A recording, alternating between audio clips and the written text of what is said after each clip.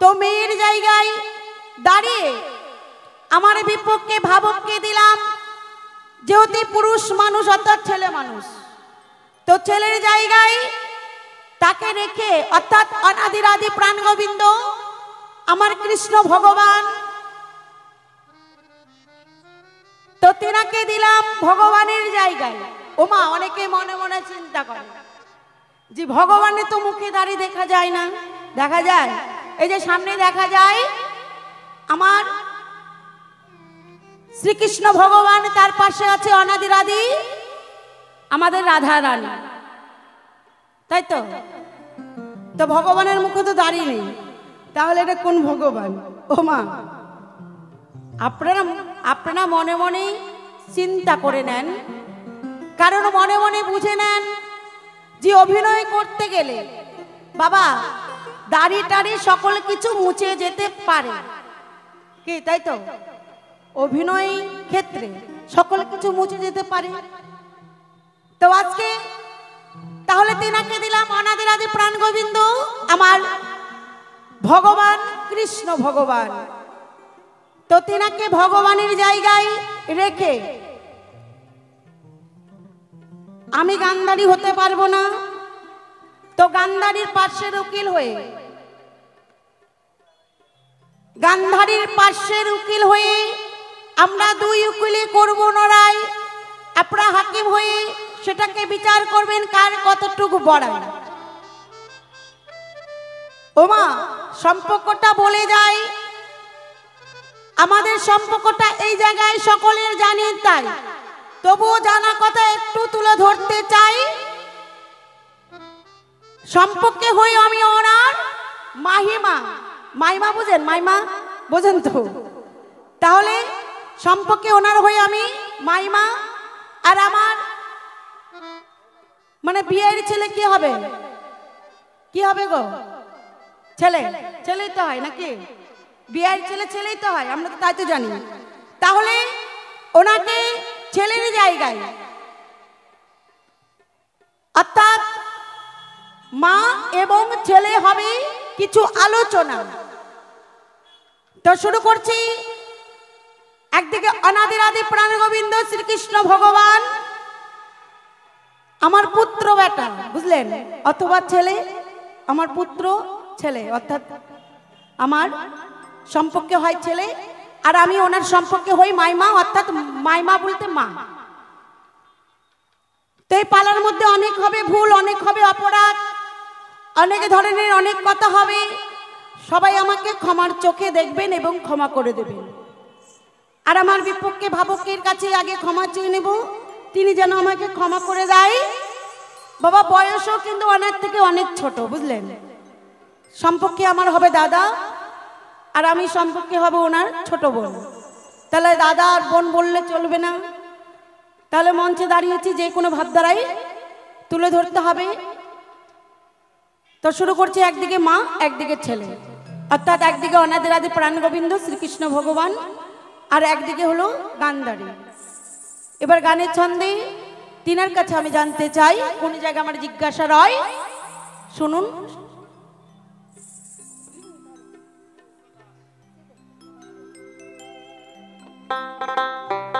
আমি কল্পনাতে হইয়া গান্ধারী, আমি দাঁড়ালাম সভা,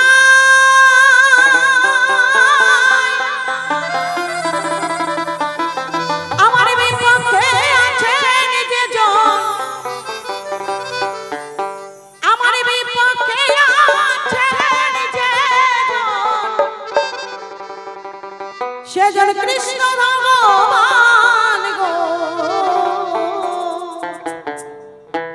আমি গান্ধারী নামটি গৌর হরিবল হরিবল হরিবল হরিবল হরিবল।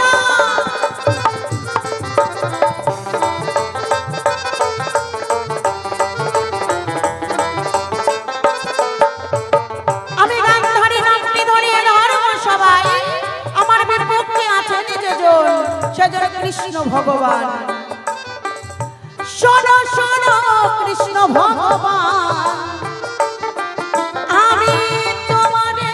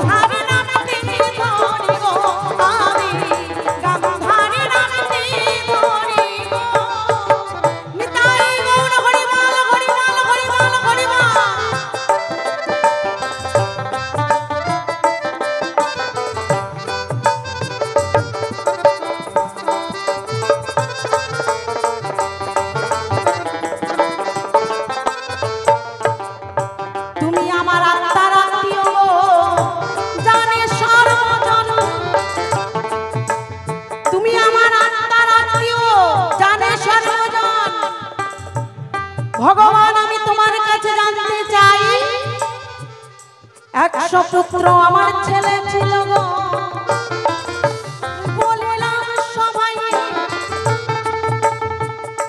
কুরুক্ষেত্রের মাঠে দেখো অকালে মৃত্যু হয়ে যায়।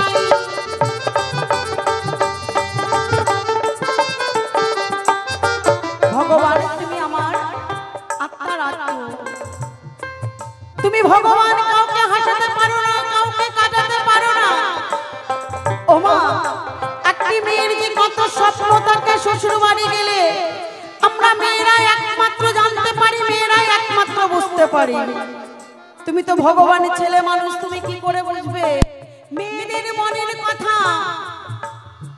তুমি সকলে কিছু জানতে পারো, সকলে কিছু বুঝতে পারো। ওই কুরুক্ষেত্রের যুদ্ধের ময়দানে গেলে আমার সন্তান অকালে মৃত্যু হবে, ভগবান আর তোমার কাছে জানতে চায় কোন অপরাধ ছিল আমার গো ভগবান, আমি জানতে চাই কোন অপরাধে আমার ছেলের মৃত্যু হলো, তুমি বলিবে আমায়।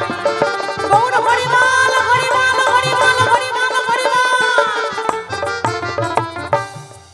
যার সন্তান হারায় তারা একমাত্র বুঝতে পারে মায়ের যে মনে কত কষ্ট, কত দুঃখ, কত যন্ত্রণা। যদি কোনো সন্তানের অনেকটা দিন হয়ে যায়, কোনো মায়ের যদি অনেকটা দিন হয়ে যায়, বিয়ে হওয়ার বয়স অনেকটা দিন কেটে যায়, বিবাহ হয়ে গেছে, একটি সন্তান নাই, ভগবানের কাছে কত কাঁদে, হে ভগবান হে দীনবন্ধু,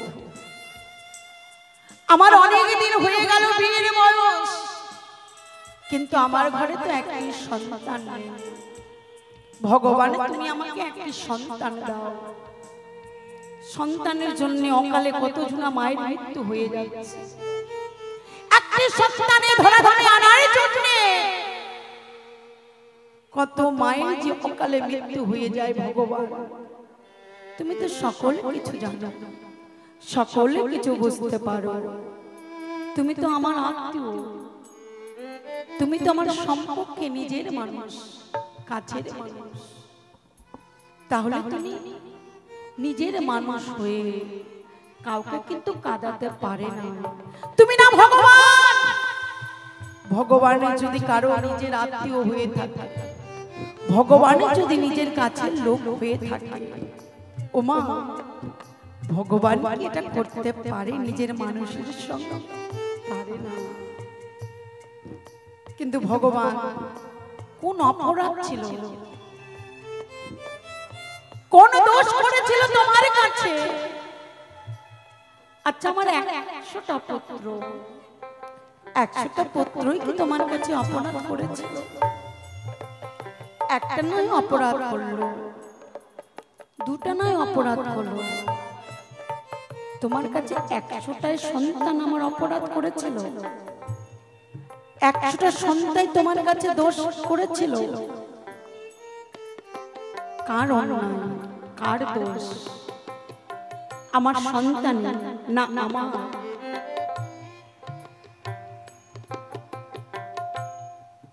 না গান্ধারীর কোনো দোষ ছিল, কোন পাপের ফলে তুমি অকালে গান্ধারীকে সন্তান হারা করলে? সর্বপ্রথমে তোমার কাছে আমি জানতে চাই, সঠিক যেন জবাবটা আমি পাই। নিতাই গৌর হরিবল হরিবল হরিবল হরিবল।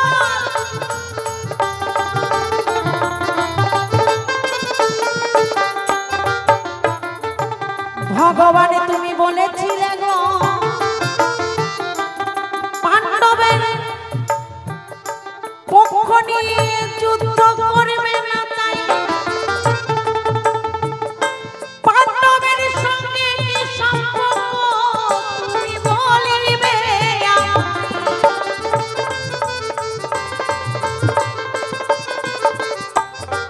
ভগবান তুমি না কথা দিয়েছিলে আমি পাণ্ডবের পক্ষ নিব না, আমি কারোর পক্ষ নিয়ে যুদ্ধ করব না, কিন্তু আমি সকল কিছু দেখতে পাই। তুমি পাণ্ডবের পক্ষ নিয়ে তুমি অস্ত্র ধরলে হাতে, অস্ত্র ধরে তুমি কুরুক্ষেত্রের মাঠে যুদ্ধ করলে। ভগবান তুমি না ভগবান? কথায় বলে ভক্ত ওদিন ভগবান নিজে ছোট হয়ে রাখে ভক্তের সম্মান। তুমি ভগবান হয়ে তুমি কথা কেন রাখতে পারলে না? কেন তুমি রাখতে পারলে না ভগবান? ওই পাণ্ডবের সঙ্গে তোমার কি সম্পর্ক? তোমার কি হয়? আর তুমি এই জীবকে কি শিক্ষা দিলে? তুমি সুন্দরভাবে আমায় বলবে। নিতাই গৌর হরিবল হরিবল হরিবল হরিবল।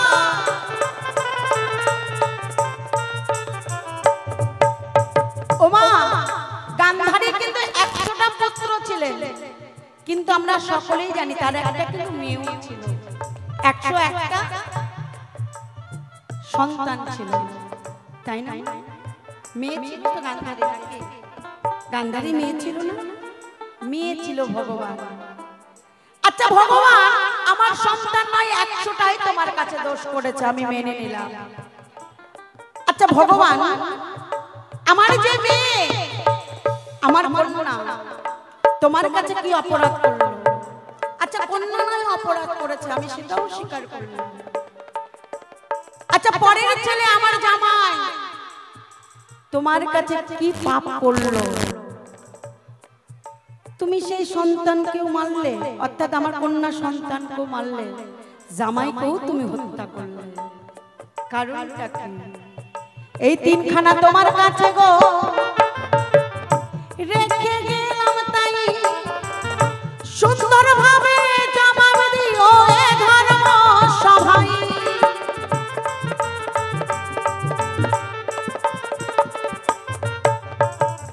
প্রথমবারে তোমার কাছে গো করলাম সমাধান, এবারে সে কৃষ্ণ ভগবান জবাব দিবে মনেরই মতন।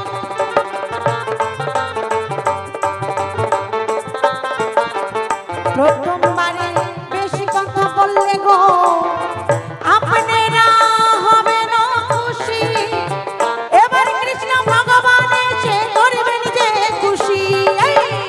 এখানেতে গৌরী কান্ত রাধা কান্ত সরি ভক্ত বিন্দু প্রেমানন্দে বলুন হরি হরি হরি বল হরি বল হরি বল হরি বল। অনেক রোজনে কম হব।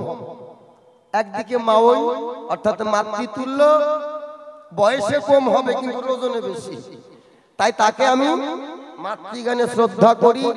যেহেতু মাওই মা পুত্রার কাছে আবেদন রাখছে, কিছু না হলে কিছু দিয়ে সান্ত্বনা মাওই মাকে দিতে হবে। তাহলে সম্পর্কটা কি? মাওই আর পুতুরা।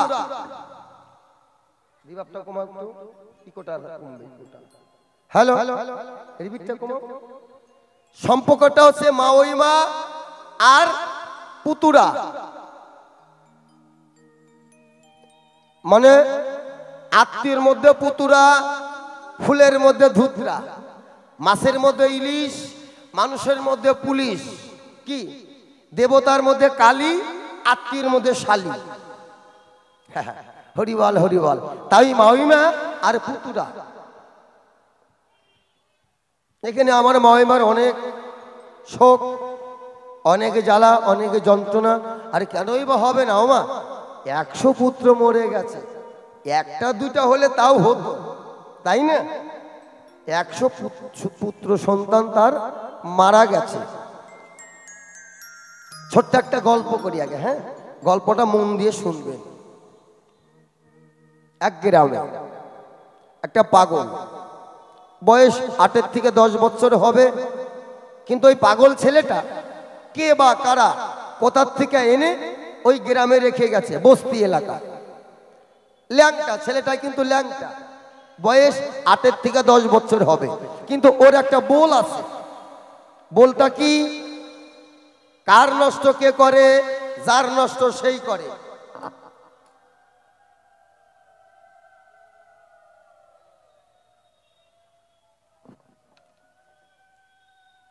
আর সেই বলটা কি?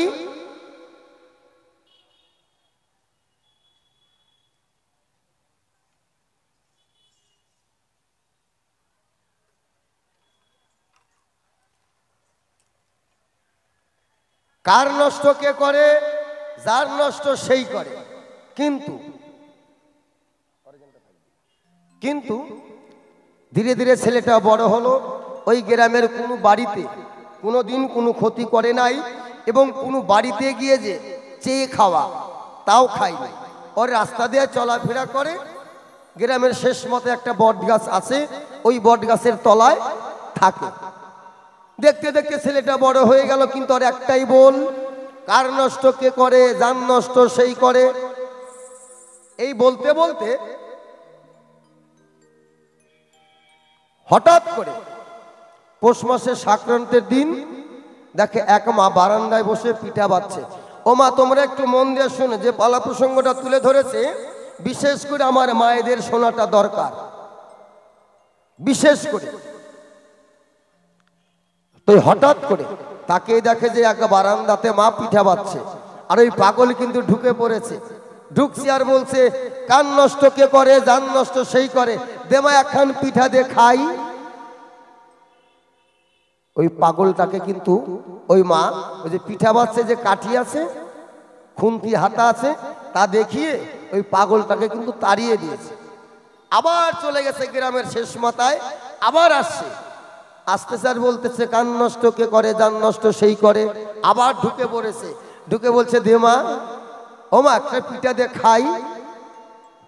ওই মা কিন্তু রেগে গেছে। মরার পাগল, পিঠে ভাজা শেষ হয় নাই, আমার সন্তানকে দেই নাই, স্বামীকে দেই নাই, পাশের বাড়ির লোককে দেই নাই। পাগল, তুই জ্বালাতে আসছিস, দাঁড়া, তোকে পিঠা খাওয়াচ্ছি।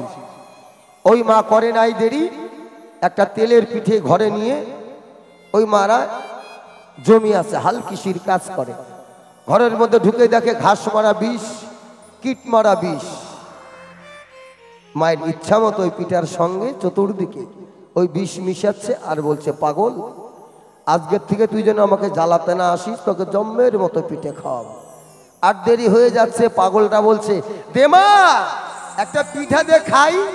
কান নষ্ট কে করে? যান নষ্ট সেই করে। ওই মা পিঠাটা এনে পাগলের হাতে দিয়েছে। পাগল পিঠাটা হাতে নিয়ে প্রণাম করে বলছে, কান নষ্ট কে করে? যান নষ্ট সেই করে। নিয়ে কিন্তু চলে গেছে। চলে যেতে যেতে গ্রামের শেষ মাথায় যে বট গাছ আছে, গিয়ে দেখে সেই বট গাছের তলায় এই 8-10টা বাচ্চা কাচ্চা, 8 বছর 10 বছর 12 বছর এরকম বয়স হবে। মানে পাগলকে দেখে কেউ বলছে, দেখ দেখ দেখ, পাগল আসছে, পাগল। কেউ ঢিল মারছে, কেউ পাগলের জামা ধরে টানছে, কেউ খোঁচা দিচ্ছে, কেউ থুতু দিচ্ছে। হট করে একটা ছেলে কিন্তু পিঠাটা নিয়ে নিছে, পিঠাটা নিয়ে খেয়ে ফেলেছে। খাওয়াও শেষ, সঙ্গে সঙ্গে মুখ দিয়ে ল্যালপা পড়ে মাটিতে পড়ে গেছে। ওখান থেকে কোনো একটা ছেলে গিয়ে, ওই যে যার ছেলে পিঠা খাইছে তার বাড়িতে গিয়ে বলছে, হ্যাঁ গো, তুমি তাড়াতাড়ি যাও, গিয়ে দেখো তোমার ছেলে পাগল যে কোথার থেকে পিঠাটা নিয়ে এসেছিল, ওই পাগলটা খেয়েছে, তোমার ছেলে খেয়েছে। তোমার ছেলে জানে কেমন হয়ে গেছে, তাড়াতাড়ি যাও, গিয়ে দেখবা বেঁচে আছে না মরে গেছে, সেটা আমি বলতে পারবো না। আর ওই ছেলেটার মায় দৌড় পারতে পারতে যাচ্ছে, আর পাগলও যাচ্ছে সামনে দিয়ে। পাগল বলছে, কান নষ্ট কে করে? যান নষ্ট সেই করে। কেউ কেউ পাড়ার ভিতরে তো উলট পালট শুরু হয়ে গেছে, কার পিঠা খেয়ে মারা গেল, বলছে এই পাগল পিঠা দিয়েছে। কেউ কেউ বলছে, পাগলটাকে পোলের সঙ্গে বাঁধো, বেঁধে ওকে পিটাও, মারবেই। এর মধ্যে তো ভালো মন্দ লোক থাকে। কেউ গিয়ে বলছে, দাঁড়াও, পাগলটাকে তোমরা আগেই মেরো না, কারণ পাগলটা তো পিঠা তৈরি করে নাই, আগে দেখো পাগলের হাতে পিঠাটা কে দিয়েছে। আর যার ছেলে মারা গেছে, ওই ছেলেটাকে কোলে করে নিয়ে কাঁদতে কাঁদতে আসছে, আর বলছে, ভগবান, ও কানা ভগবান, আমারই একটাই মাত্র ছেলে, আর আমার এই ছেলেটাকেই তুমি নিয়ে নিলে, ভগবান তোর ভালো হবে না। এই বলছে, আর মা চিৎকার করে কাঁদতে কাঁদতে যাচ্ছে। পাগলটা আসছে, পাগল আবার দেখলো, দেখে বলছে, কান নষ্ট কে করে? যান নষ্ট সেই করে। ও মা, ও ওই বটগাছতলায় আরো 8টা 10টা শিশু ছিল, কোনো শিশুই নিল না। যে মা পাগলকে মারার জন্য বিষ মিশিয়ে দিয়েছে, ওই মায়ের সন্তান ওই পিঠা খেয়ে মারা গেছে। বলেন দোষটা কার? পাগলের না। ভগবান বলছে অন্যের যে ভালো চায় তার ভালো আমি করি, অন্যের যে খারাপ চায় তার খারাপটাও আমি করি, কারণ আমি সব সহ্য করতে পারি। আমার ভক্তকে যদি কেউ আঘাত দেয় সেটা আমি সহ্য করতে পারি না। তাই ও মা, ওই মা, ভগবানের মারার কোনো হাত নাই, ভগবানের বাঁচারের কোনো হাত নাই। তাই যদি হতো প্রত্যেকটা সংসারে মা বাবা আছে, প্রত্যেকটা সংসারেই 5টা সন্তান থাকলে 5টা সন্তান একরকম হয় না, কোনো একটা পাজি হয়ে থাকে। আর যে সন্তানটা পাজি, ওই সন্তানের জন্য এই মা বাবার চিন্তা ভাবনা বেশি। রাত্রি 11টা বাজে, এখনো বাড়িতে আসলো না, নাকি কারোর সঙ্গে ক্যাচাল করলো, নাকি কোথায় নেশা টেশা করে পড়ে রয়েছে। যতক্ষণ পর্যন্ত ওই দুষ্ট ছেলেটা বাড়িতে না আসে ততক্ষণ পর্যন্ত অন্তত মায়ের চোখের ঘুম নাই। তাহলে ভগবান তাই বললেন যে আমি হয়তো আমার নাম বড়, নাম হতে ভক্ত বড়। তা আমার ভক্তকে যদি কেউ আঘাত করে সেটা আমি সহ্য করতে পারি না। তাহলে পাগল মরার কথা, পাগলের ওই পিঠে খেয়ে পাগল মরবে, কিন্তু না, যার মরণ যেখানে নৌকা ভাড়া করে যায় সেখানে ওই মা পিঠা বাজবে। কেন? সন্তানটাকে বগলেই রাখো। আমার মা ছোটবেলায় বলতে হয় কোথাও যাবি না শিবানন্দ, পিঠা ভাজছি বাবা, গরম গরম 2-1টা করে খেয়ে নে, আমার মা বলতো। তাহলে তুমি তোমার রাগ হয়েছে পাগলটাকে তাড়িয়ে দিতে, তা না পাগলটাকে তুমি মারার কে? তুমি মারার কেউ নয়। আমার বাবা মা জন্ম দিয়েছে আমাকে ঠিকই, আমার বাপ মা মারার কেউ নয়। যার ইশারাতে এসেছি, যেদিন জন্মগ্রহণ করেছি তার আগেই আমার মৃত্যুর সার্টিফিকেটটাও লিখে দিয়েছে। অর্থাৎ পাসপোর্ট চলে আসছে, ভিসা লাগালেই বর্ডার পার হওয়া যাবে। তাই ওমা, ভগবান অতীত রূপে নারায়ণ, ভগবান কোন দিন কোথায় কার বাড়িতে কি অবস্থায় যাবে এটা আমাদের এই চর্মু পাপ চক্ষু দিয়ে দেখা যাবে না। দেখতে পায় কারা? যাদের এই জ্ঞান চক্ষু ত্রিনয়নী যাদের ফুটেছে, এবং গুরু ধরে যারা গুরুর কৃপা পেয়েছে, একমাত্র তারাই বুঝতে পারে। তাই বলেছে ভগবান বিরাজ করে প্রতি ঘটে, কোনো ঘট নয় খালি, কোনো ঘটে পুষ্পটিত, কোনো ঘটে কলি। কলি কাকে বলা হয়? ফোটে নাই, অজ্ঞান। আর যে ফুটেছে, যে ফুলটা ফুটেছে, সেই ফুলটাই ভগবানের চরণে, গোবিন্দের চরণে এসে পৌঁছে গেছে। আর আমার মতো যে অজ্ঞান কলি ফোটে নাই, সে মাথাটা উপর দিক দিয়েই তাকিয়ে রয়েছে। ও মা, ওই মা, কিসের এত তোমার কান্নাকাটি? এই কান্নাকাটি দেখে তো আমাকে তুমি গলাতে পারবে না। হ্যাঁ, কেন কান্নাকাটি করছো তুমি? একটা কথা মনে রাখবেন মায়েরা, কোনো জিনিস যদি আপনি, যে কোনো জিনিস যদি আপনার কারুরটা চুরি করে ছল করে আনেন, ছলেরটা জলেই চলে যাবে। মা, তুমি কি বলতে পারবে তোমার যে 100 পুত্র ছিল, একটা সন্তানকে তোমার নিজের স্তনের দুগ্ধ ক্ষয়ে মানুষ করেছো? তুমি কি বলতে পারবে তোমার এই সন্তান, একটা সন্তানকে নিজের হাতে স্নান করিয়েছো? ময়মা, তুমি কি বলতে পারবে তোমার এতগুলো সন্তানের মধ্যে কোনো একটা সন্তানকে মুতের বিছনার থেকে তাকে শুকনা জায়গায় রেখে তুমি তার ভেজা বিছনায় বসে রাত কাটিয়েছো? আর এই যে সন্তান, তুমি একটাও তো তোমার নয়, তুমি চুরি করে এনেছিলে। শতপুত্রের মা হবে কুন্তী, শতপুত্রের জননী হবে কুন্তী, দুর্বাসা মণি তাকে বর দিয়েছিল, মা তোর পূজায় আমি সন্তুষ্ট।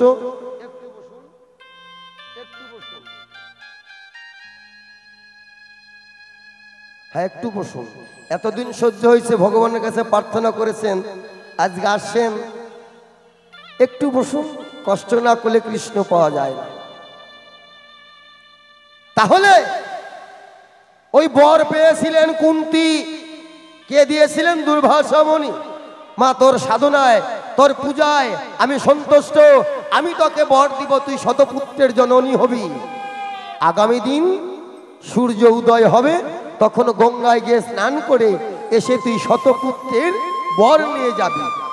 ঠিক ওই সময় ছিলেন আমার মহিমার এক দাসী। ওই দাসী শুনে এলো যে কুন্তীকে মণি বর দিবে আগামী দিন সূর্য যখন উদয় হবে তখন কুন্তীকে বর দিবে। জানেন রানীমা, আপনার ওই বড় যা শতপুত্রের মা হবে। দাসীকে বলল, কখন যেতে বলেছে, কিভাবে যেতে বলেছে? বলল, ভোরবেলায় ব্রহ্মকালে সূর্য ওঠে নাই, অথচ পূর্ব দিকে লাল ডগডগা হয়ে গেছে। ওই সময় গঙ্গায় থেকে স্নান করে এসে তার কাছে বর নিতে হবে। মানে কূটনীতির ঘরে কূটনীতি থাকে। ভালোবাসের ঝাড় হলে ওই কুঞ্চিগুলাও ভালো হয়। যে সংসারের গার্জেন ঠিক নাই, সেই সংসারের সন্তান বলেন আর বাড়ির কাজের লোকও বলেন, তারা ওই কূটনীতি শিখবে। আশ্রমে থাকবেন, কৃষ্ণ নাম শুনবেন, মদের বাড়িতে যাবেন, মদের আড্ডা পাবেন, গাঁজাখোরের আড্ডায় যাবেন, গাঁজার কথা পাবেন, চোরের আড্ডায় যাবেন, চোরের খোঁজ পাবেন। তাহলে ওই দাসী থাকেই তো কূটনীতির কাছে। আমার মায়ের ভিতরে কোনোদিনও সৎনীতি ছিল না, আজও নাই। ওই দাসী বলল, ভোরবেলায় যেতে হবে, স্নান করে স্নান করে গিয়ে ওই মণিবরের কাছ থেকে শতপুত্রের বর নিতে হবে। আমার মহিমার সারা রাত্রি আর ঘুম নাই। কখনো ব্রহ্মকাল হবে, কখনো সকাল হবে। সকালে বেলা গিয়ে আমি গঙ্গায় স্নান করে এসে আমি হব শতপুত্রের মা। আমার গর্ভে যে সন্তান হবে, আমার ছেলে হবে এই হস্তিনীপুরের রাজা, আমি হব রাজার মা। মহিমা গান্ধারী ভোরবেলায় ব্রহ্মকালে স্নান করে এসে ঘুমটাটা বড় করে দিয়েছে যাতে চিনতে না পারে। ঘুমটাটা বড় করে দিয়ে গিয়ে বললেন, বাবা আমি গঙ্গায় স্নান করে এসেছি, আপনারা বলেছেন আমাকে আজকে শতপুত্রের বর দিবেন। বলো, হ্যাঁ মা এসেছিস, বস। শতপুত্রের বর আমার মহিমা ছল করে, চালাকি করে, চুরি করে শতপুত্রের বর নিয়ে এলেন। সঙ্গে সঙ্গে একটু পরে কুন্তী গিয়ে হাজির। কুন্তী গিয়ে বলছেন, বাবা বাবা দেন, আপনি আমাকে বর দিবেন, আমি শতপুত্রের জননী হব। মণিবর বললেন, কি এক্ষুনি তো তোকে মা বর দিয়ে দিলাম, তুই আবার এসেছিস? না বাবা আমি আসিনি। তুই আমার কাছে মিথ্যা বলছিস? না বাবা আমি সত্যি বলছি বাবা, আমি আসিনি। দুর্বাসা মুনি অন্তরে জানে দেখলেন, ধ্যান করে দেখলেন কুন্তী আসেনি, এসেছিল গান্ধারী। সেই গান্ধারী চুরি করে শতপুত্রের বর নিয়ে চলে গেল। এইদিকে ধীরে ধীরে দিন চলে যাচ্ছে আর আমার মহিমার চেহারাটা পরিবর্তন হচ্ছে। 5 মাস, 5 মাসে যখন সন্তান তার পেটে, ওনার মনের ভয় আছে, মানে মাসি পুরে নাই তার আগে উনি সন্তান জোর করে ডেলিভারি করলেন। কিভাবে? আগে তো সন্তান হতো মাতৃগর্ভে থেকে, মাতৃ স্বর্গদ্বার দিয়ে আসতাম আমরা, আর এখন মাতৃ স্বর্গদ্বার দিয়ে 100টার ভিতরে 99টাই পেট কাইটা বাড়ায়, তাই না মা? হ্যাঁ, একটা সন্তান জন্ম দিতে যে কি জ্বালা, কি প্রসব ব্যথা, পৃথিবীর সবকিছু ভাগ করে দেওয়া যায়। একটি সন্তানের যখন জন্ম নিবে তার যে প্রসব ব্যথার কি জ্বালা, যন্ত্রণা, কষ্ট, একমাত্র যে মা জন্ম দিয়েছে একমাত্র সেই মাই বলতে পারবে। সবকিছু ভাগ করে দেওয়া যায়, প্রসব ব্যথার জ্বালা যন্ত্রণা ভাগ করে দেওয়াও যায় না, বলাও যায় না। আমার মহিমা তার মনে একটাই স্বপ্ন, এই হস্তিনীপুরের রাজা হবে আমার সন্তান, আর আমি হব রাজার মা। গোটা বিশ্ব ব্রহ্মাণ্ডের সবাই জানবে গান্ধারী হস্তিনীপুরের রাজা, তার মা। একদিকে আমার তাওই মশাই তো আছেই, অন্ধ ধৃতরাষ্ট্র, যাক এইদিকে মাস পড়ে নাই, তার মনে জ্বালা, কবে আমার সন্তান হবে। আমার আগে যদি কুন্তীর সন্তান হয় তাহলে কুন্তীর সন্তান বড় হবে, যে বড় হবে সেই রাজসিংহাসনে বসবে, কিন্তু কুন্তির ছেলেকে বড় যা, কিন্তু আমার জায়ের ছেলেকে আমি রাজা হতে দেব না। আমার মাইমা আমার একজন শিব পূজার পূজারিনী, শিব ভক্তা। সকালে দুপুর সন্ধ্যায় শিবের আরাধনা করতেন, শিবকে সন্তুষ্ট করেছিলেন, শিবের কাছ থেকেও বর পেয়েছিলেন। হঠাৎ করে শিব মন্দিরে ঢুকে ওই শিবলিঙ্গ একটা ছিল পাথরের, ওটা তো এসটা, ওই পাথর হাতে নিয়েছে, শিবলিঙ্গুর হাতে নিয়ে পেটে গুতা মারবে। গুতা কেন মারবে বলেন তো? সন্তান প্রসব করাবে। ভোলানাথ দৈব বানিয়ে দিল, মা গান্ধারী তুই অন্যায় করছিস, তুই ভুল করছিস, তুই এ কর্ম করিস না।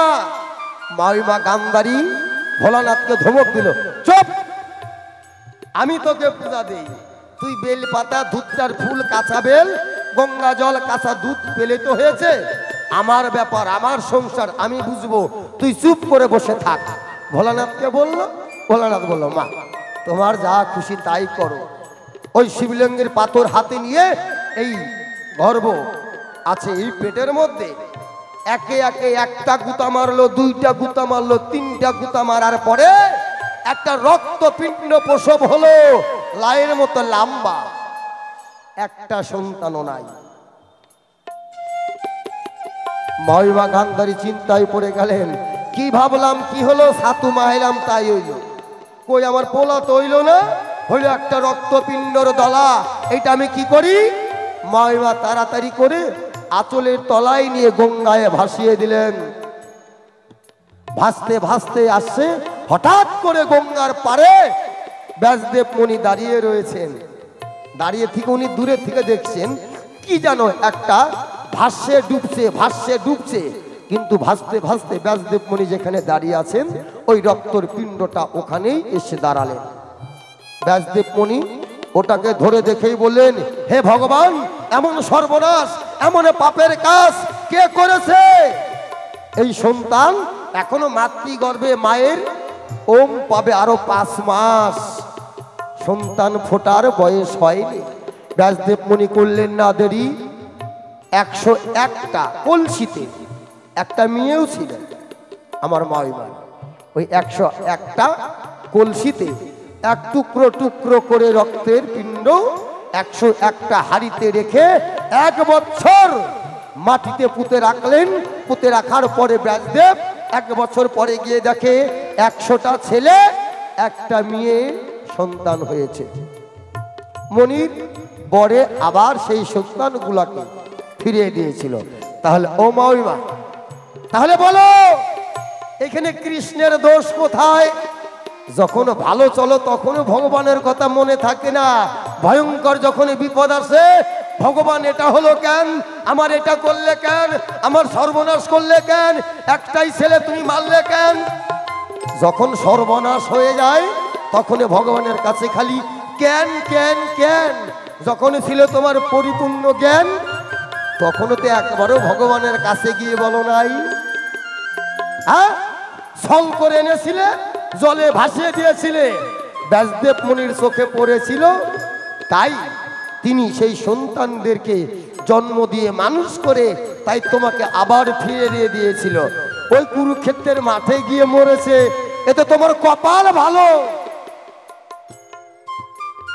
কেন কাঁদছো তুমি? তুমি কোনো সন্তানকে মানুষ করো নাই, সন্তানকে পরিপূর্ণ মাসে গর্ভে থেকে তুমি প্রসব করো নাই, কোন সন্তানের হাতে পায়ে তেল মাখাও নাই, কোন সন্তানকে একবেলা 1 চামচ দুধ তার মুখেও তুলে দাও নাই। যেমন কর্ম তেমন ফল। আচ্ছা মানবটা দিন।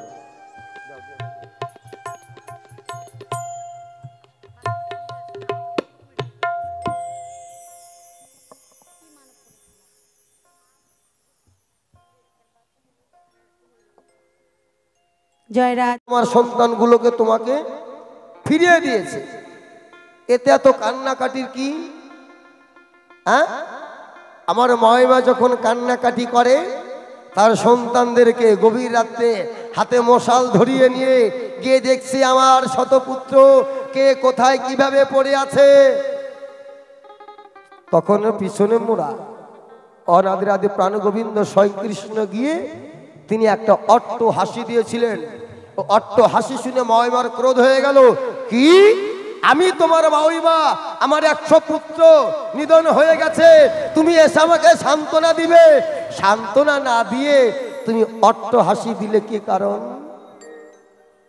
ভগবান বলল, মহিমা, এটা হাসারই তো কথা, তোমার তো আগে মনে ছিল না যে কিভাবে কি করলে আমার ভালো হবে আর কিভাবে কি করলে তোমার ক্ষতি হবে। এই সন্তান আজকে মরে নাই, এই সন্তান অকালে তুমি গুতায়া পেটের মধ্যে গুতায়া বাই করছিলে, তখনই তো আধা শেষা হয়ে গেছে। কপাল ভালো, মণিবরের সামনে পড়লো ব্যাসদেব মণি, তাই তিনি নিয়ে সেই সন্তানদেরকে ফুলের মতো পুষ্পটিত করে আবার তোমাকে ফিরিয়ে দিয়েছিল। তোমার লোভ আছে, তোমার সন্তানদের লোভ আছে, তোমাদের যে গুরু তার লোভ আছে, তার থেকে বেশি লোভ তোমার জামাই। ও তোমার 100 পুত্র মরার আগে তোমার জামাইকে কচু কাটা করা লাগছিল হিসাবে, কারণ তোমার ছেলেদের থেকে অপরাধী তোমার জামাই বেশি। দ্রৌপদীকে একা পেয়ে হাত ধরে টানতে টানতে নিয়ে একাই বস্ত্র হরণ করেছিল। দ্রৌপদী তখন অভিশাপ দিয়েছিল, আজকে তুই যেমন আমাকে একা পেয়ে, নারী হচ্ছে মাতৃ সমতুল্য, আর তাকেই তুই আজকে এই একা পেয়ে জঙ্গলে টানতে টানতে চুলের মুঠি ধরে নিয়ে গেছে। যে পুরুষ ধরবে নারীর কেশ, ওই পুরুষের 14 বংশ গোষ্ঠী নিবাদ শেষ। রাবণ ধরেছিল সীতার চুলের কেশ, তাই তো 100 পুত্র 16 লক্ষ নাতি, কেউ থাকলো না বংশে দেওয়ার বাতি। তবে হ্যাঁ, আবার কিছু কিছু নারী আছে ওদের চুলের মুঠি ধরে না থাকলাইলে ওদের ভাত হজম হয় না। মামা তোমরা ভালো, তোমরা ভালো, তোমাদের চুলের মুঠি বাবা ধরবেও না, আর এমন কাম করবাও না যে কাম করলে চুলের মুঠি ধরবে, সে কাজ কেন করবে? চুলের মুঠি ধরলে যে পাপ হয় এটা সত্য, তবে আবার সবর না। এমনও কোনো নারী আছে তাদের চুলের মুঠি না ধরলে ওই পাপ থেকে ওই মুক্তি হবে না। সবাই নারীও না, সবাই স্বামীও না, কিছু আনারী, কিছু স্বামীর জায়গায় আসামি। তাই তোমার মেয়ের জামাই ছিল চরম দোষ, আরো বেশি পাপ করেছিল। দ্রৌপদীকে একা একা টানতে টানতে নিয়ে গিয়ে তার বস্ত্র খোলার চেষ্টা করেছিল। রাখে হরি, মারে কে? মারে হরি, রাখে কে? একজনই মারনেওয়ালা, একজনই বাঁচানেওয়ালা। গেল, এইবার বললেন তুমি কেন পক্ষ নিলে? কে বলেছে তোমাকে? আসলে মহিমার 100 পুত্র, একটা জামাত ছিল, সেই জামাতাটাও মরে গেছে। তো মহিমার মাতা ব্রেনটে ঠিক মতো কাজ করতেছে না, হয়তো আজকে আসর শেষে মহিমাকে আমি নিয়ে বহরমপুর কয়েকদিন রাখবো। তার কাইটা গেছে, কিন্তু দেখেন তার একদিকে কাটছে, কিন্তু সাজুগুজু দিকে কিন্তু তার কাটে নাই। মনে হচ্ছে যে বিয়ে বাড়ি বরযাত্রীর উপলক্ষে সাইজা গুজাইছে। কি সাজন দেখে মনে হচ্ছে মহিমা? আটা তো মনে হয় ½ কেজির কম মাখে নাই গালের মধ্যে। 2 লেয়ার চেনা যাইবেন না এটা মহিমা ছিল না তাপসী পাল ছিল। আর আমরা পুরুষরা আমরা জন্মগতই ফ্রেশ। কি আমরা জন্মগত ফ্রেশ, মেয়েরা মেকআপ করে ধুইলেই শেষ। দেখেন না যাত্রার নায়িকা যারা 80 বছর ওই বুড়ির বয়স, 22 বছরের চেংড়ি সাইজে আসরে উঠছে, যাত্রা দেখতে যে অনেক ছেলে মেলে পাগল হয়ে যায়, ওইটারে বিয়ে করবো, ওইটারে বিয়ে করবো। গ্রিন রুমে যাওয়ার পর যখন সবাই মুখ ধুইয়া ফেলায় দেয় আর চিনতে পারে না, জিজ্ঞাসা করে আচ্ছা নায়িকার অভিনয় কে করছে? কয় আমি। কয় উরি বাপ রে বাপ, 76 বছর পার হয়ে গেছে গা বাবা, ওইটা আটায় করছে, আটায় আটায়। তাহলে বলেছে তুমি পক্ষ নিয়েছো, আমি পক্ষ নেইনি। ভগবান কোনোদিন কোনো পক্ষ থাকে না, তিনি নির্দল। কৌরবরা বলেছিলেন তুমি আমার পক্ষে থাকো, পাণ্ডব বলেছিলেন অর্জুন সখা তুমি আমি থাকো আমার পক্ষে। ভগবান দেখলেন আমি তো বেতালে পড়ে গেলাম, বলে শোনো একটা লটারি দিব তোমাদেরকে, লটারিতে যে ফাঁসবে আমি তার সাথেই থাকবো। লটারিটা কি? আমি আমার কক্ষে গিয়ে আমি শয়নে নিদ্রায় যাব। আমি ঘুমে থেকে উঠে যার মুখ দর্শন করব আমি তাদের পক্ষেই থাকব। রাত্রি শেষ না হতেই আমার মায়ের পুত্র দুর্যোধন লোভে পাপ, পাপে বিনাশ। দেখো কতবার তোমাকে ভগবান ছেড়ে দিয়েছে, আবার একটা লটারি দিল কি আমি শুয়ে থাকবো। আমি শুয়ে থেকে ঘুমে থেকে উঠে বসে যার মুখ দর্শন করব আমি সেই পক্ষেই থাকব। অর্জুন কান্নাকাটি করছে, আজকে ভগবানকে পাবো না, ভগবানকে না পেলে ওই যুদ্ধে গিয়ে আমরা পরাজয় হব। অর্জুন রাস্তা দিয়ে হেঁটে হেঁটে আসছে, আর দুই নয়নের জলে তার ভক্ষ ভেসে যাচ্ছে। হে প্রভু, হয়তো আজকের থেকে আমি চিরদিনের জন্য তোমাকে হারিয়ে যাব। আর তোমার ছেলে দুর্যোধন হন্তদন্ত তন্ত করে এসে ভগবান শুয়ে আছে উপলক্ষ, ভগবানের আহারও নাই, ভগবানের নিদ্রাও নাই, ভগবান খায়ও না, ভগবান পায়খানাও করে না। ঠিক ভগবান চেতন ঘুমে শয়নে রয়েছে। দুর্যোধন ভগবান যে কক্ষে শয়নে আছে প্রবেশ করে দেখে ভগবানের শিরের পাশে সোনার একটি সিংহাসন সুন্দরভাবে রেখে দিয়েছে, আর পায়ের কাছে একটা কাঠের টেবিল রেখে দিয়েছে। দুর্যোধন গিয়ে ওই সোনার সিংহাসনে একদম রাজার ভাব নিয়ে বসে ঠ্যাংয়ের উপর ঠ্যাং দিয়ে বসে রয়েছে। আর মনে মনে ভাবছে ভগবান উঠবে, উঠে তো আমাকেই দেখবে। আর অর্জুন তাকে পাবার জন্য গোটা রাস্তা আস্তে আস্তে তার দুই নয়নের জলে বক্ষ ভেসে যাচ্ছে, আর বলছে হে গোবিন্দ, হে প্রভু, হে সখা, হয়তো আমি জীবনের মতো আজকে তোমাকে হারাবো, আর এই যুদ্ধে গিয়ে আমি পরাজয় হব। অর্জুন দুই নয়নের জলে ভাসতে ভাসতে ভগবানের শয়ন কক্ষে ঢুকে দেখে দুর্যোধন আগেই সোনার সিংহাসনে বসে রয়েছে। আর অর্জুন গিয়ে ভগবানের চরণের পাশে বসে যেই চরণে হাত লাগাইছে, হাত লাগানো মাত্র তার নয়নের জল ভগবানের চরণে যেই পড়েছে, ভগবান উঠে বসে অর্জুনকে আগে দেখলো। দেখার পরে ভগবান বলল, অর্জুন যাও, তুমি লটারিতে জিতে গেছো, আশা করি যুদ্ধেতেও তোমার জয় হবে। কারণ ওই যুদ্ধটা ছিল ধর্মের যুদ্ধ। তাই তো যারা ধর্মের পক্ষে আছে, ধর্মের সৎ, ধর্মের দলটা হয় ছোট, অধর্মের দলটা হয় বড়। সৎসঙ্গে হয় ভক্ত কম, অথর সঙ্গে ভক্ত বেশি।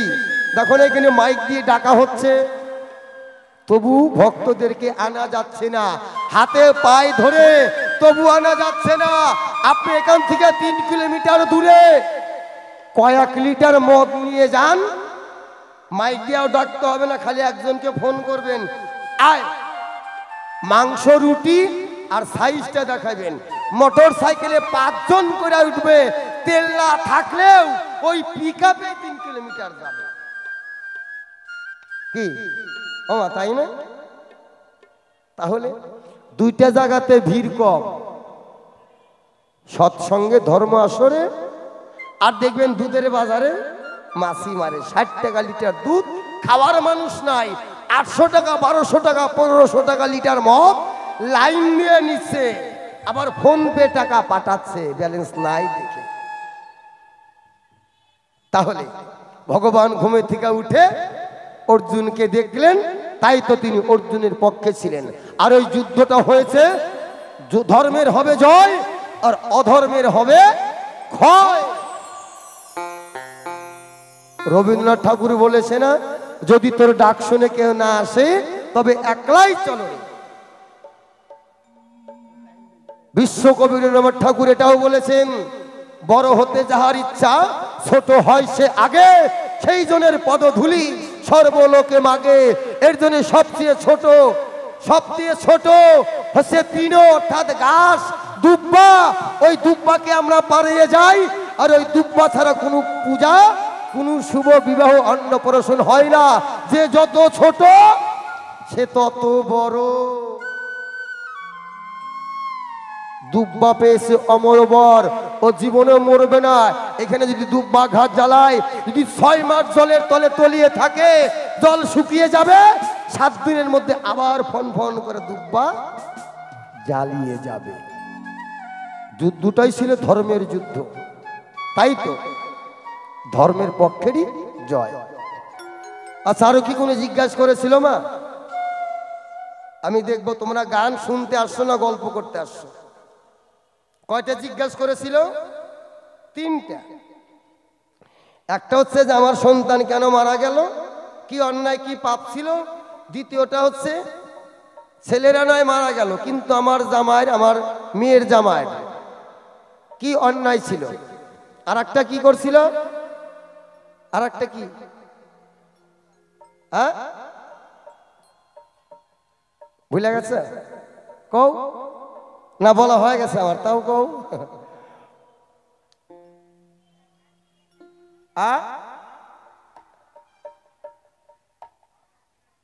ও, আপনারা ভুলে গেছেন? ভুললে হবে না তো বাবা। দেখবেন একই ডাক্তারে 4 রকমের 4টা ট্যাবলেট দিবে, বলবে এই 3টা জল দিয়ে গিলা খাবেন, আর এইটা খাওয়ার পরে দাঁতের মধ্যে দিয়ে চিবিয়ে চিবিয়ে খাবেন। তবে সবার গান গিলা খাইতে পারেন, কিন্তু শিবানন্দ হালদারের গান চিবিয়ে খেতে হবে। চিবিয়ে খেলে 72,000 রগ নারী আছে, প্রত্যেকটা রগে রগে কাজ করবে, দাঁতেরও কাজ করবে। বাউল গান গিলা খাবেন না, চিবিয়ে খাবেন। কারণ যারা গিলা খায় তারা ডিম দেয়, হাঁস মুরগি গিলা খায় ওরা ডিম পারে, আর ভেড়া ছাগল গরু চিবিয়ে খায় ওরা বাচ্চা দেয়। বাউল গানটা চিবিয়ে খাবেন, তাহলে বাচ্চা হবে। আর সেই বাচ্চা ওই মাইমার মতো হবে না, মরবে না। আমার মাইমাকে দু একটা জিজ্ঞাসা করি, তাই না? একটা গান গাই, তারপরে মাইমাকে আবার পাঠাই। ও সে যে দুঃখ হারি হয়ে কান্ডারি, দেহ গরিবে নাই যোগুনে। ওরে মন, একবার কৃষ্ণ বলে ডাকি দেখি মন, ভয় কিরে কাল শোভনে। কৃষ্ণ বলে ডাকে দেখি মন।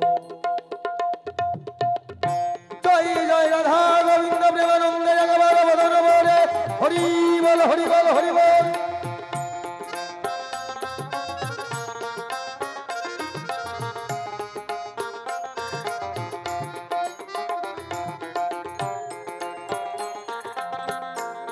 দুঃখ হারি হয়ে কান্ডারি, দুঃখ হারি হয়ে কান্ডারি, বেয়ে নেয়নি কৃষ্ণ বলে ডাকে দেখিব, ভয় কিরে কাল সমনে। কৃষ্ণ বলে ডাক দেখিব।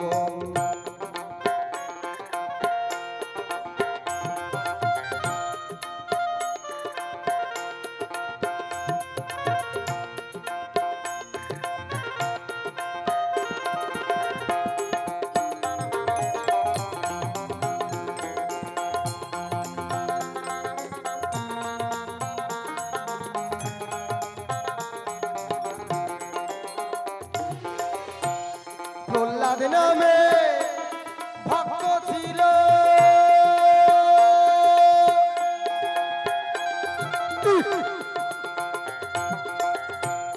কৃষ্ণ পদে প্রাণ সপিল।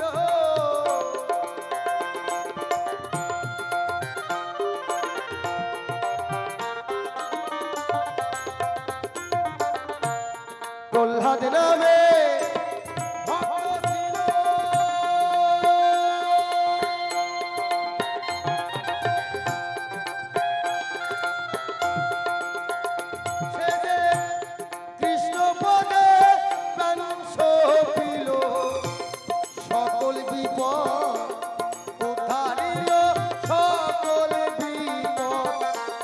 সকল বিপদ উদ্ধারিল, খাই দিল শ্রী চরণে। দেখি মন ভয় কিরে কাল সমনে কৃষ্ণ বলে ডাকে দেখি মন। জয় জয় রাধা গোবিন্দ প্রেমানন্দে মদন বলে হরিবল হরিবল হরিবল পাগল করে দেখাবো।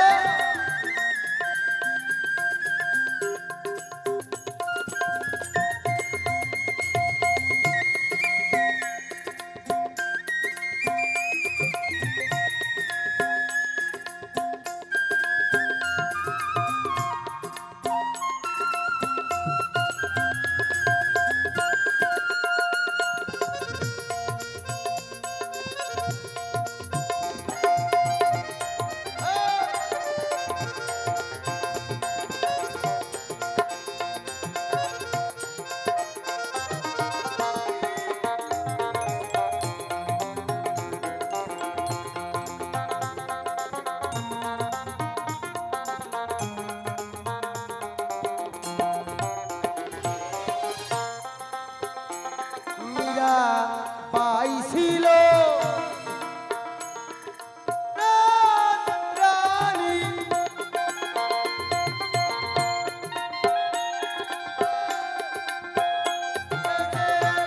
কৃষ্ণ প্রেমের পাগলিনী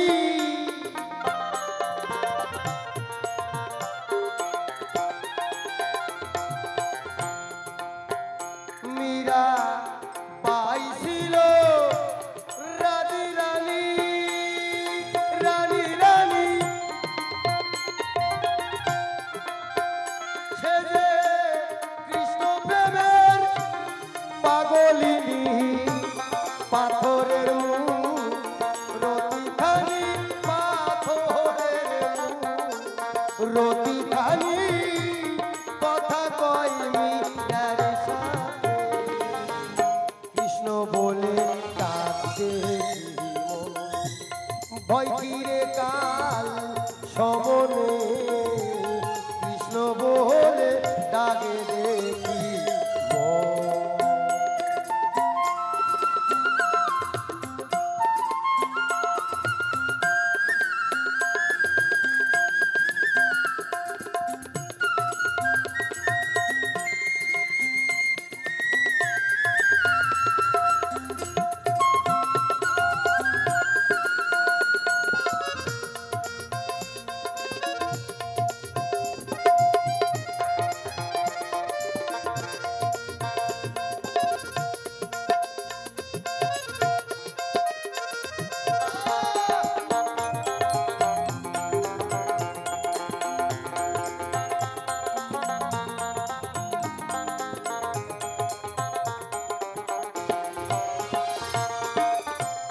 যবন পুত্র হরিদাসে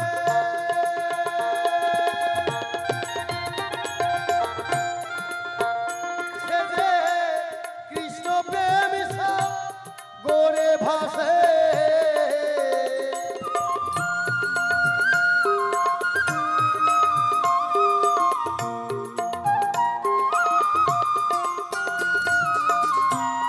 যবন পুত্র মুসলমানের ঘরে জন্ম নাম তার হারিস মাথায় টুপি ললাটে তিলক দাদর সঙ্গে তিলকের ফোঁটা পরনে ধুতি গায়ে নামা বলি দিন রাত 24 ঘন্টায় সর্বদাই তার মুখে কৃষ্ণ নাম। যৌবন পুত্র হরিদাসে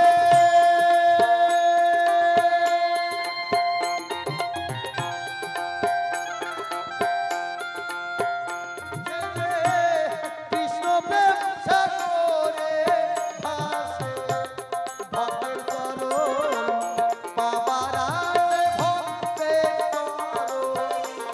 ভক্তের চরণ পাবার আশে ভাবে রাধা মোহন।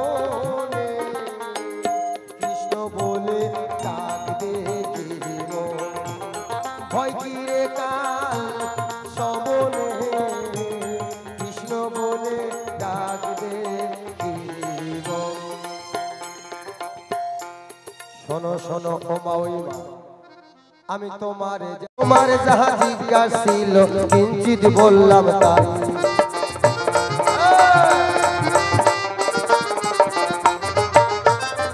তোমার কাছে আমি প্রথমবারে গো দু একটি কথা জানিবারও চাই, সঠিক সঠিক জবাব দিবে ধর্ম সবাই তাই।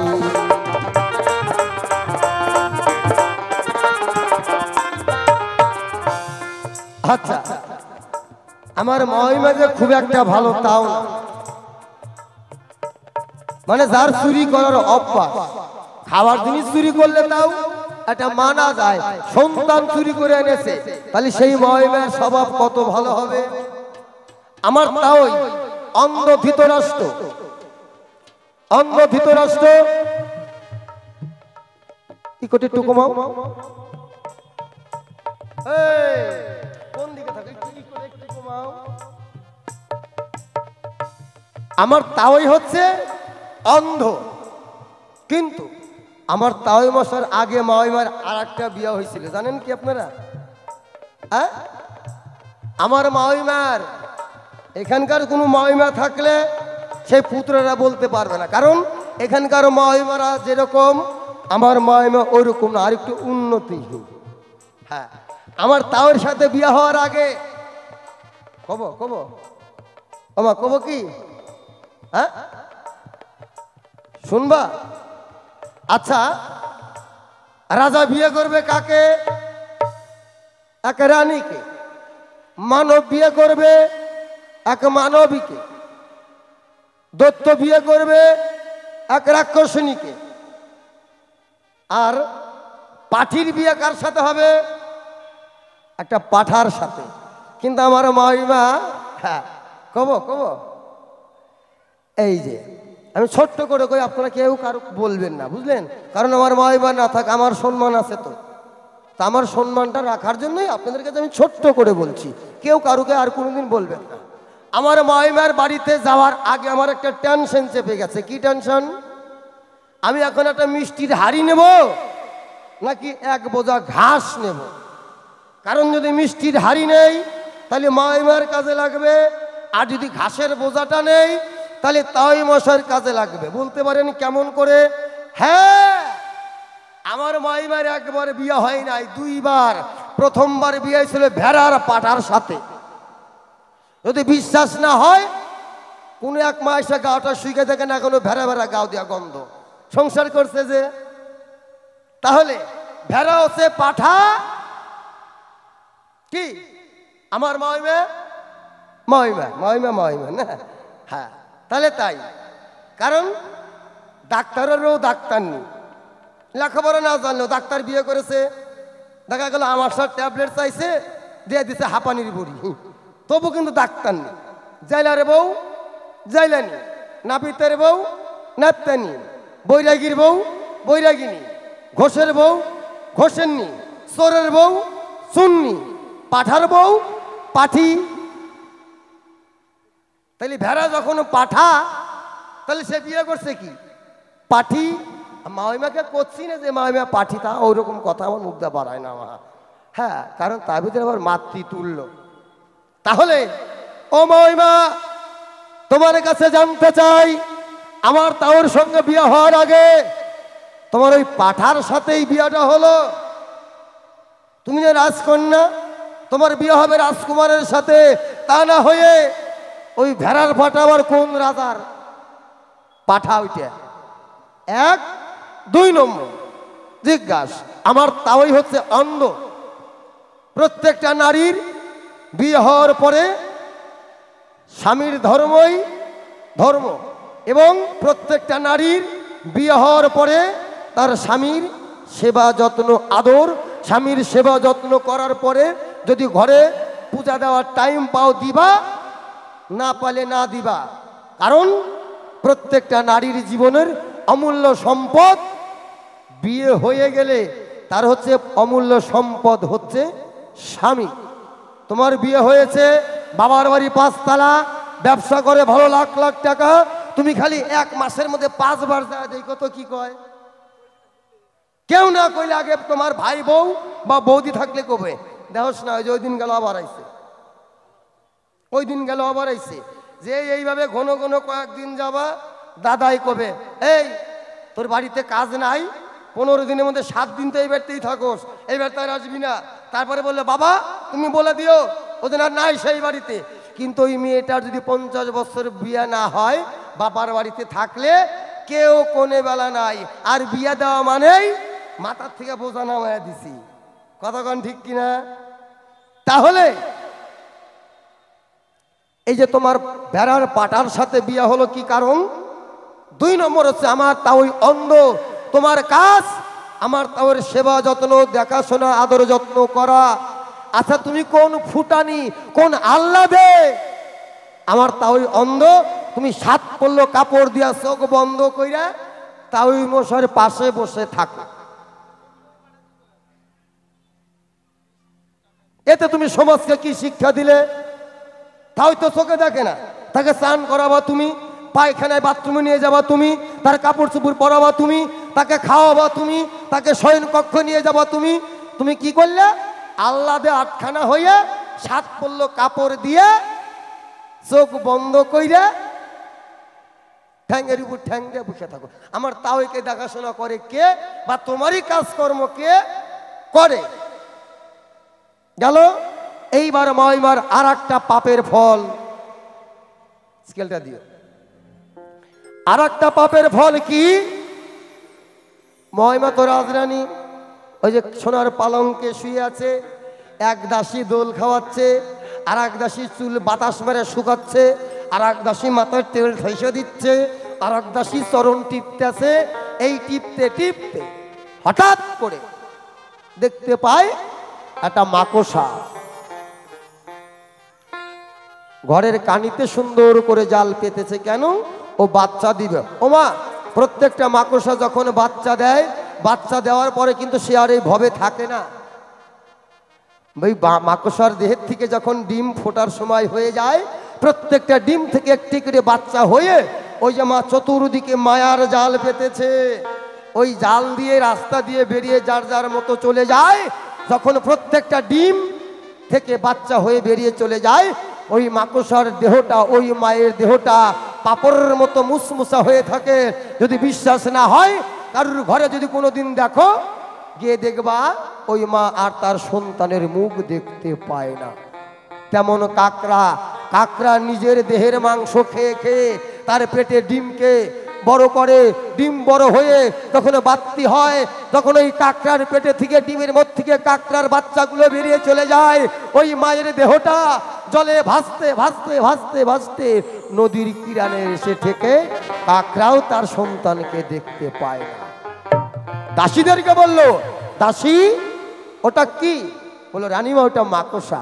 কি হয়েছে ওখানে কেন? বলে মা রানীমা, ওই মাকড়সার পেটে এখন ডিম আছে, তিনি অন্তঃসত্ত্বা, তাই সন্তানদেরকে তারা যে বড় ফুটে যে বেরিয়ে যে যাবে, ডিম্ব থেকে যারা বের হয়ে যাবে, তাই তার জন্য সুন্দর করে জাল বিছিয়েছে যেন বাচ্চাদের কোনো কষ্ট না হয়। দাসীকে বলে যাও ওই মাকড়সাটা আমাকে এনে দাও। বলে রানীমা ও তো পেট ভর্তি ডিম, ওকে না নেওয়াই ভালো। কি? আমার মুখে তর্ক? আমি হচ্ছে এই রাজ্যের রানী, আর আমার কথা তুমি মানছো না? কালকের থেকেই তোমার কাজ বন্ধ। রানীমা আমার ভুল হয়ে গেছে, কারণ গরিব মানুষ তো 3 বেলায় খেতে পাচ্ছে, কিছু অর্থ পায়। রানীমা আমার ভুল হয়ে গেছে, আপনার কথার অবাধ্য হব না। ওই মাকড়সাটা যখন দাসী এনে দিল, ওই দাসীর চোখ দিয়ে জল বের হলো। মাকড়সাটা হাতে নিয়ে রানীমা ওই মাকড়সার পেটে থেকে একটি একটি করে ডিম বের করে, আর নখের উপরে রেখে উকুনের মতো পুটুস পুটুস করে মারে, আর কানের বগলে নিয়ে শব্দ পায়, বলে কি মজা দেখো দাসী, কি মজা। আর ওই মাকড়সাটা না মাউইমা তোমার কাছে কতই কান্নাকাটি করেছিল, কারণ ওই মাকড়সার কথা তুমি বুঝতে পারো নাই। বলেছিল মা ছেড়ে দাও, আমি তোমার এই কক্ষ থেকে বেরিয়ে অন্য কোথায় চলে যাব। আমার সন্তানদেরকে তুমি টিপে টিপে মেরো না মা। গুনে গুনে আমার মাউইমা 101টা ডিম টিপে টিপে মেরেছিল, আর ওই মাকড়সায় অভিশাপ দিয়েছিল। কারণ তোমার মধ্যে যে ভগবান, ওই মাকড়সার মধ্যে ওই ভগবান ড্রেনের মধ্যে যে কীট হয় ওই কীটের মধ্যেও ভগবান, কারণ ভগবান সব কিছুর মধ্যেই থেকে এক একটার কোন জীবের মধ্যে, কোন কীটের মধ্যে, কোন বৃক্ষের মধ্যে থাকলে কত সুখ শান্তি ভগবান সব কিছুই ভোগ করে। ভগবান এটো থাল পাতা ফেলানো থেকে শুয়োরের পাল মেথর রূপ পর্যন্ত ধারণ করেছে, এবং চামড়া যে ধয় মুচিরা সেই ঘাটেও ভগবান চান করেছে।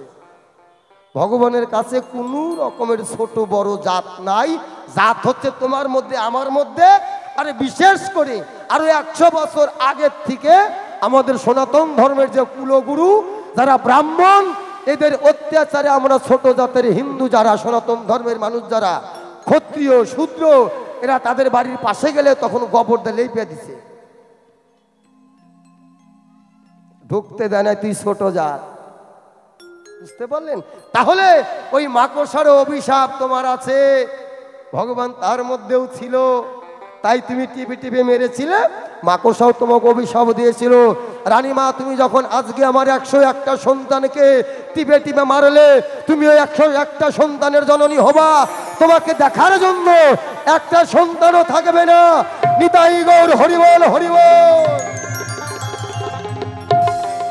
শোনো শোনো ও মা, ওই মা তোমার কাছে রইল জিজ্ঞাসন, বাপের বেটির মতো জবাব করবে প্রকাশন।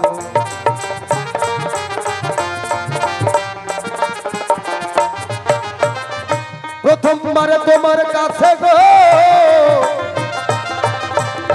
আমি সবাই জানতে চাই,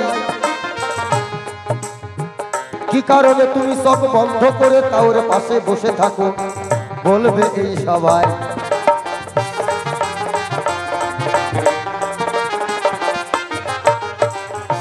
ভেড়ার পাটার সাথে তোমার কেন হলো বিয়া, এইখানে মত্তবাসীর নারীদের কিবা শিক্ষা গেলা তুমি দিয়া।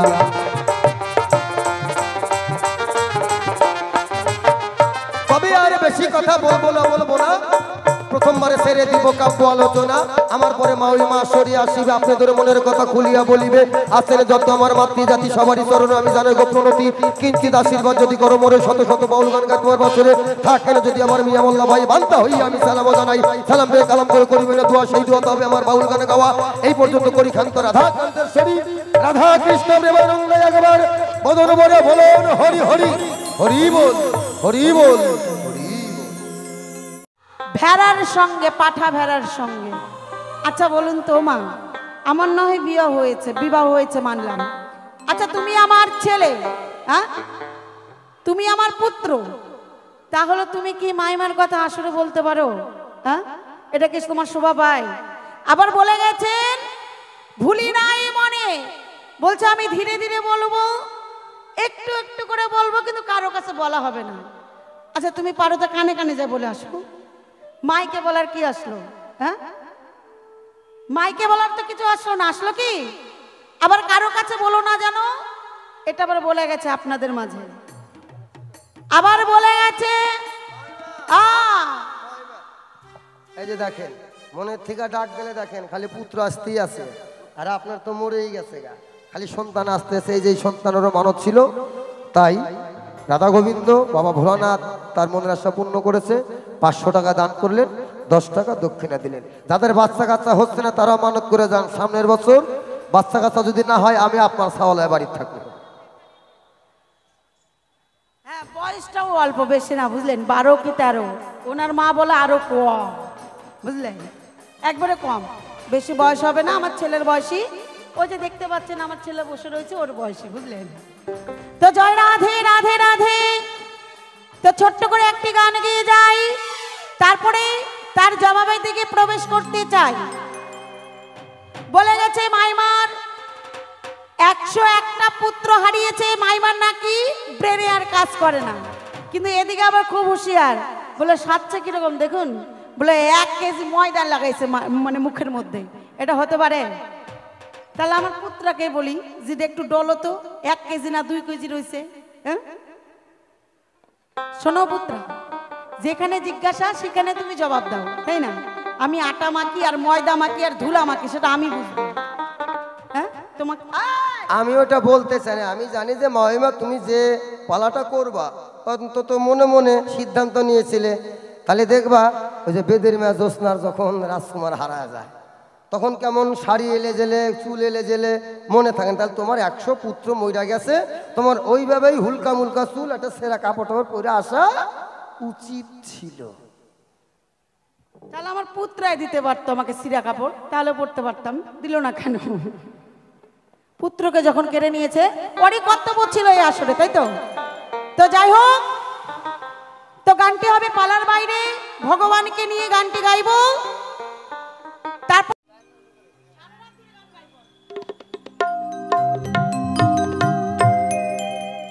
তো গানটি একটা লালনের গান হবে, গানটি আমাদের পালার বাইরে হবে, তো ভগবানকে নিয়ে গানটি হবে। তো সে জায়গায় দাঁড়িয়ে কি বলছে শুনুন। ও মা, সবার একদিন দিন চলে যাবে, সবার একদিন দিন ফুরিয়ে যাবে, এই দিন কিন্তু আর আসবে না। যে যাওয়ার সে কিন্তু চলেই যাবে, সামনের দিকে কেউ আসবে না, সব পিছনেই থাকবে। তো সে জায়গায় দাঁড়িয়ে কি বলছে শুনুন।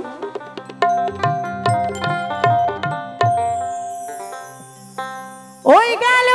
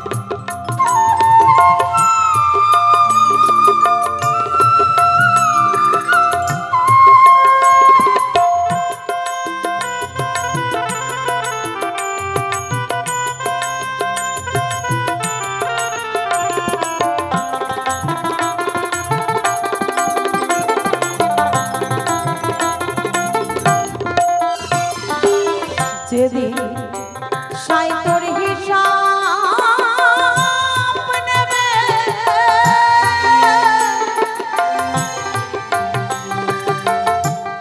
আগুন পানি তুফান হবে যেদিন সাইতর হিসাব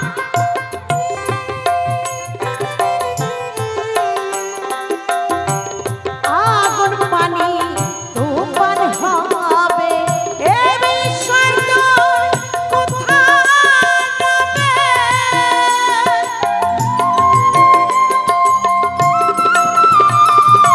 এ বিষয় তোর কোথায় যাবে একবারই ভেবে দেখলে না একবারই ভেবে দেখলে না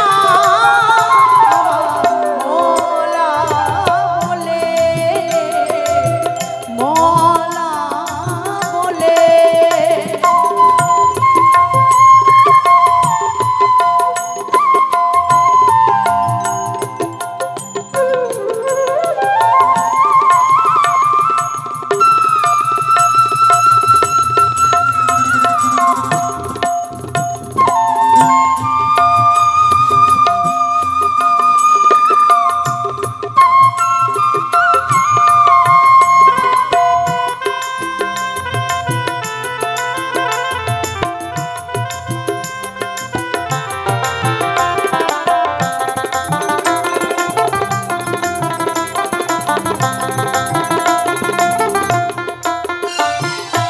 যেদিন সাইতর হিসাব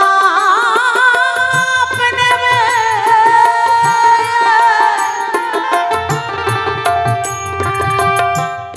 আগুন পানি তুফান হবে যেদিন সাইতর হিসাব নেবে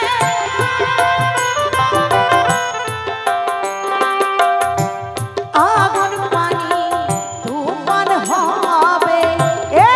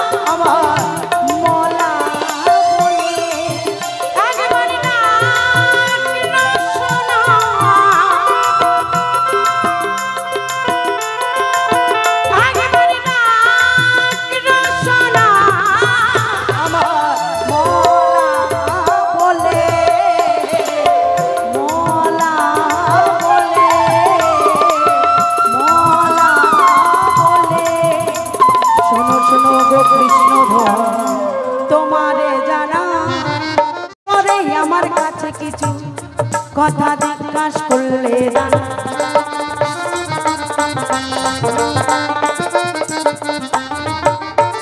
প্রথমবারে আমার কাছে গো তুমি করলে জিজ্ঞাসা সঠিক সঠিক উত্তর দিব মনেরই মতো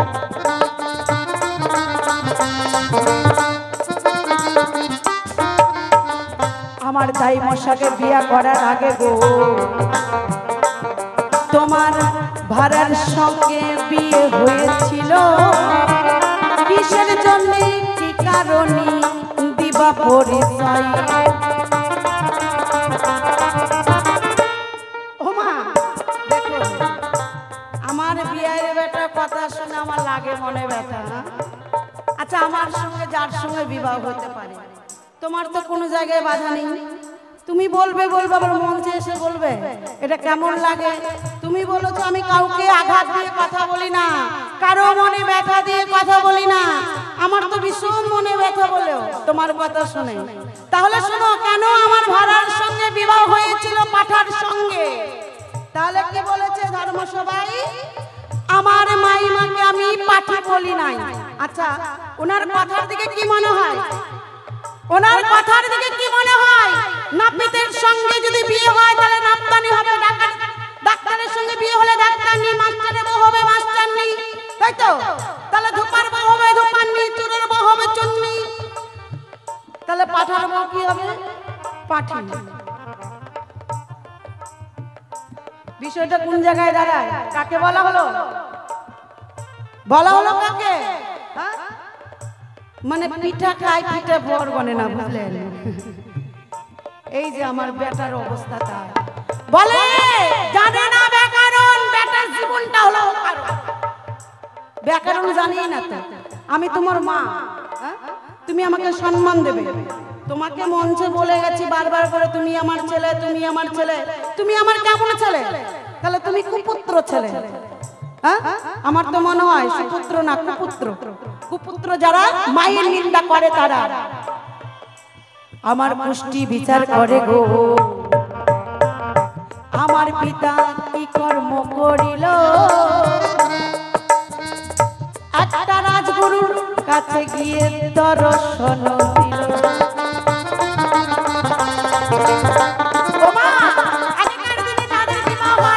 দেখবেন আগে পুষ্টি বিচার করে তাই তো যদি পুষ্টি ভালো থাকে মিল মিল থাকে দুই ছেলে আর মেয়ের যদি পুষ্টি মিল থাকে তাহলে কিন্তু বিবাহটা হতে পারে তাই তো আর পুষ্টি যদি এক না থাকে তাহলে কিন্তু ওই ছেলের সঙ্গে মেয়ের বিয়ে হয় না বা ওই মেয়ের সঙ্গে ছেলের বিয়ে হয় না হয় কি হয় তাহলে আমার পিতা পুষ্টি বিচার করতে গেলেন কোথায় একটা রাজগুরুর কাছে গিয়ে বললেন গুরুদেব আমার মেয়ে অর্থাৎ আমার কন্যার একটু পুষ্টিটা বিচার করে দেখুন বিচার করে দেখতে পাই যার সঙ্গে আমার বিবাহ হবে বাসর ঘরে আমার স্বামী মারা হবে আচ্ছা বলুন তো যদি কোনো পিতার সন্তান যদি বিবাহ দেওয়ার পরে যদি তার স্বামী অর্থাৎ জামাই যদি মারা যায় কোনো পিতা কি সহ্য করতে পারে না তাই না তাহলে কি করলেন আমার পিতা গুরুদেব বললেন শোনো রাজা আমি তোমার কাছে খুলে বলি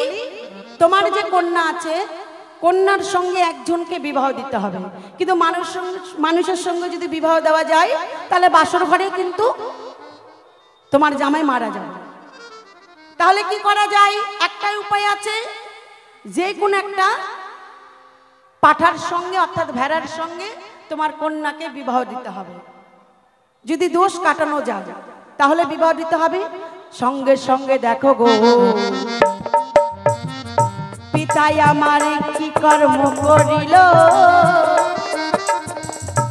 একটা পাঠার ভেড়ার সঙ্গে বিবাহ দিয়ে দিল নিতাই গৌর হরিবল হরিবল হরিবল হরিবল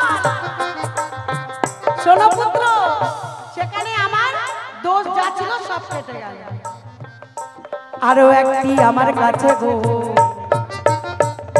জানি বারো চাই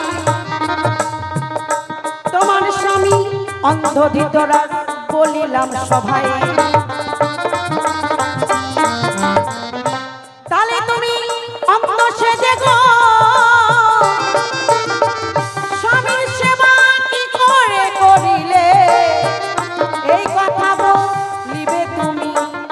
আসরে ভালো যে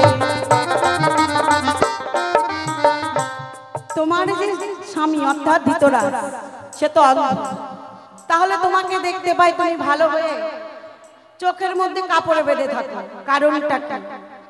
তাহলে স্বামী যা করবে স্ত্রী সেটাই কিন্তু পাশে থাকবে, এটা কিন্তু নিয়ম।